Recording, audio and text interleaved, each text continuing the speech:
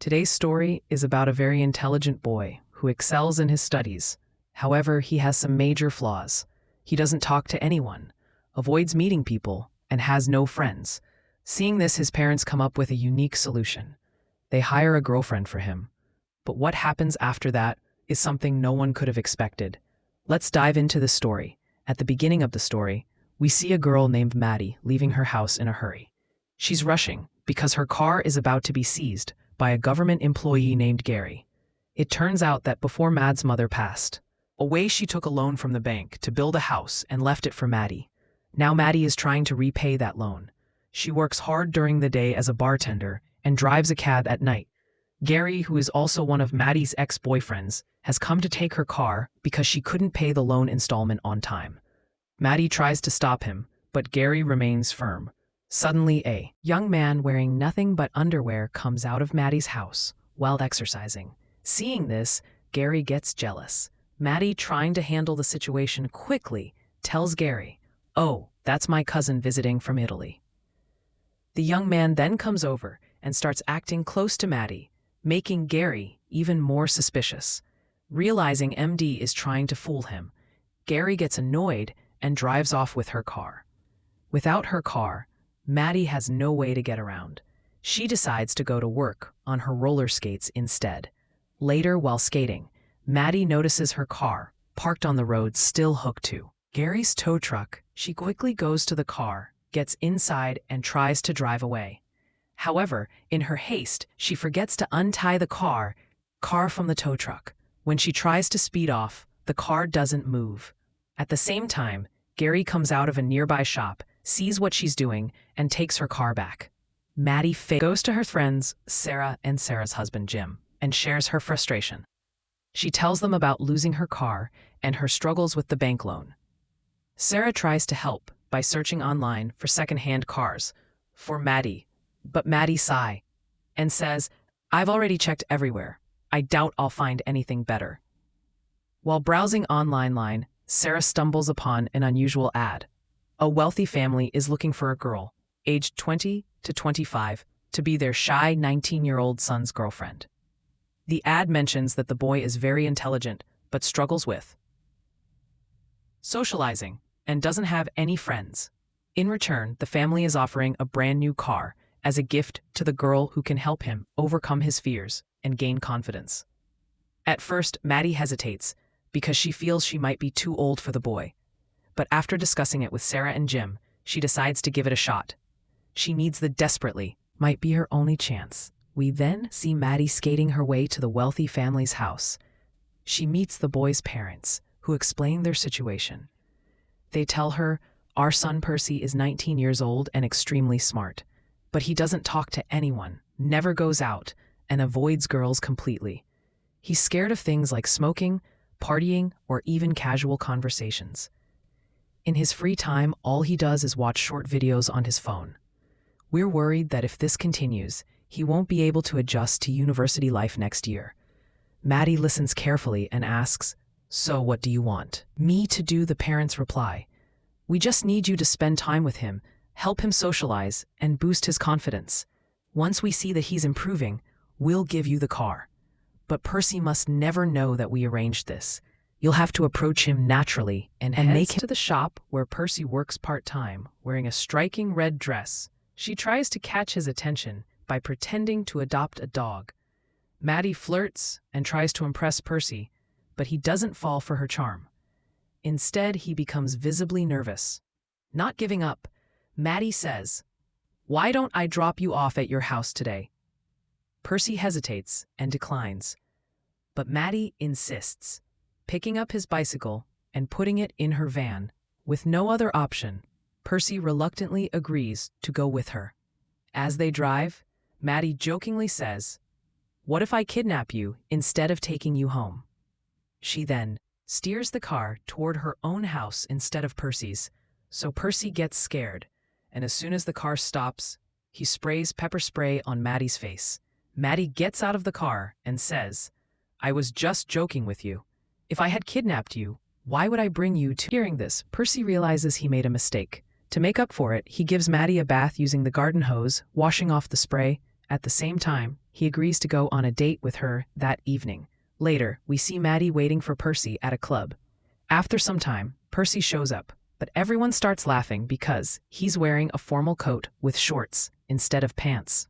Maddie, however, praises his unique style to make him feel comfortable. A waitress comes to their table and Maddie orders a long iced tea for herself. Percy asks for a Pepsi, but Maddie cancels his order and tells the waitress to bring a long iced tea for him too. As they start chatting while sipping their drinks, Maddie's ex-boyfriend Travis suddenly appears. Travis, trying to make a scene, shows Percy his engagement ring and talks about his past relationship with Maddie, including how Maddie broke up with him after Travis was off limits after 8 p.m. Percy hesitates because he doesn't know how to swim, but Maddie encourages him when Percy refuses to take off his clothes. Maddie boldly takes off her own and jumps into the water. Feeling pressured, Percy also removes his clothes and joins her. While they are in the water, a group of people sneaks in, steals their clothes, and starts walking away. Maddie, furious, storms out of the water in the same condition, beats them up, and retrieves their clothes.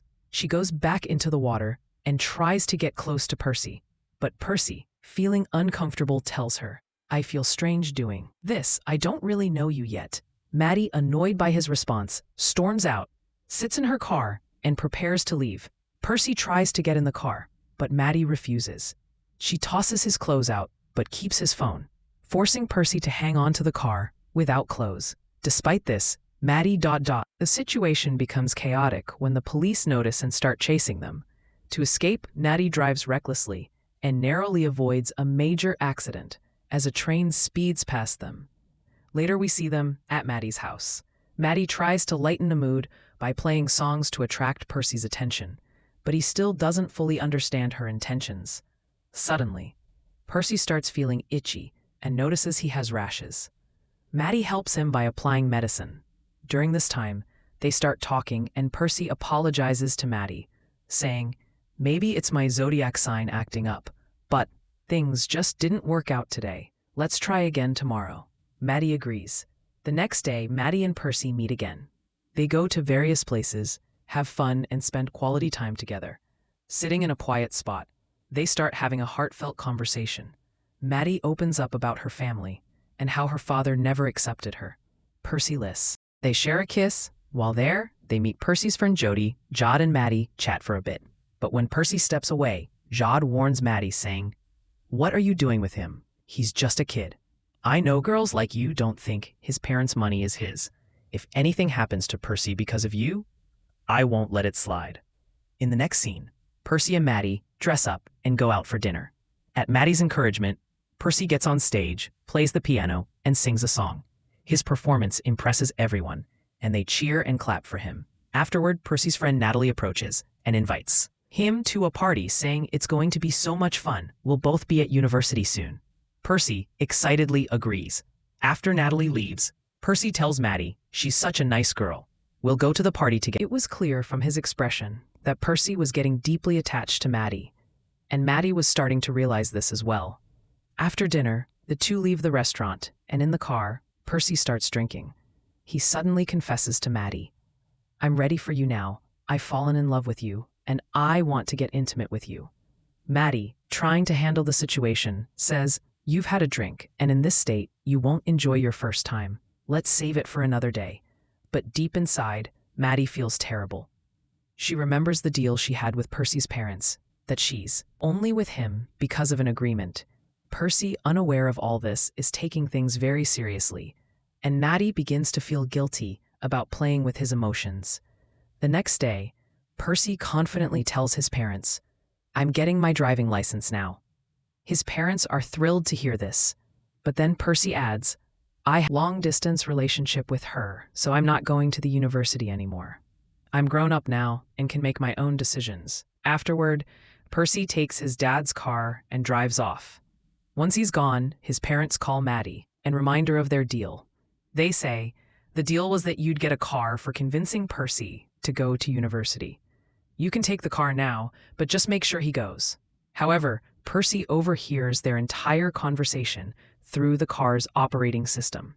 He feels deeply hurt and realizes Mad's feelings for him might not have been genuine. Percy invites Maddie to his house, and despite knowing everything, introduces her to his parents during dinner. He sarcastically makes fun of Mattee's age, and then abruptly leaves the table. Furious, Percy takes that car with the help of his friend and crashes it into a tree. After returning home, Percy storms into his room. Because it's Percy's first time, it doesn't last long, and he becomes short of breath afterward. Percy rolls a tree. Has fallen on your car. Maddie immediately understands that Percy knows the truth about the deal. Percy, filled with anger and disappointment, says, I thought you really liked me, but I was just a joke to you. Maddie pleads, No, Percy, you're wrong. I really do like you. The deal was only to save my house, but I genuinely care about you and love you. Despite her explanation, Percy angrily tells Maddie to leave. Maddie returns home heartbroken. She feels guilty for hurting Percy's emotions, while Percy goes back to his old habits, playing games and watching short videos. One day, Maddie gathers the courage to meet Percy again. She tells him, Our friendship was real. I'm truly sorry, and I've been cursing myself for what I did to you. Maddie doesn't give up. She stands in front of the car, blocking his way. Maddie pleads, I just want to talk to you. Percy coldly responds, I don't care about you anymore. Leave me alone, and starts driving. As Percy drives toward the beach, Maddie clings to the car, shouting for him to stop. The car suddenly veers into the sea, and Maddie falls into the water. Percy immediately stops the car, jumps out, and rescues Maddie, pulling her to the shore. Maddie, shivering and emotional, says, I'm so sorry, Percy. This time, Percy breaks down and hugs Maddie tightly, forgiving her as they both cry. In the final scene, Percy is seen packing his bags and getting ready to leave for university. He bids goodbye to his parents and steps outside. To his surprise, Maddie is standing there with a playful smile, asking, Does anyone need a cab? They both laugh, and the story ends on a sweet and happy note filled with rom. Don't forget to like the video and subscribe to the channel for more funny and heartwarming stories.